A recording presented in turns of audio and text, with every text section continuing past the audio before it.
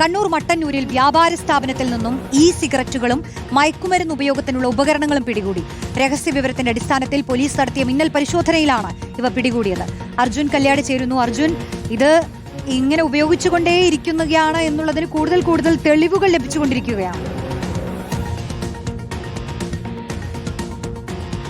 റോഷ്നി, തീർച്ചയായിട്ടും സംസ്ഥാനത്ത് വളരെ വലിയ രീതിയിൽ ലഹരി വ്യാപനം നടക്കുന്നു എന്നത് ഒരു യാഥാർത്ഥ്യമാണ്. എന്തായാലും മട്ടന്നൂരിൽ ഈ സ്ഥാപനത്തിൽ നിന്നും പിടിച്ചെടുത്തിട്ടുള്ള ലഹരി ഉപയോഗിക്കാനുള്ള വസ്തുക്കളുടെ പേരുകൾ കേട്ടാൽ ഒരുപക്ഷെ നമുക്ക് ഞെട്ടലുണ്ടാക്കും. നിരോധിച്ചിട്ടുള്ള ഇലക്ട്രോണിക് സിഗരറ്റുകൾ, MDMA, കഞ്ചാവ് എന്നിവ വലിക്കാൻ ഉപയോഗിക്കുന്ന ഫണലുകൾ, ഗ്യാസ് ട്യൂബുകൾ, OCB പേപ്പറുകൾ തുടങ്ങിയിട്ടുള്ള സാമഗ്രികളാണ് ഈ കടയിൽ നിന്നും പിടിച്ചെടുത്തിട്ടുള്ളത്.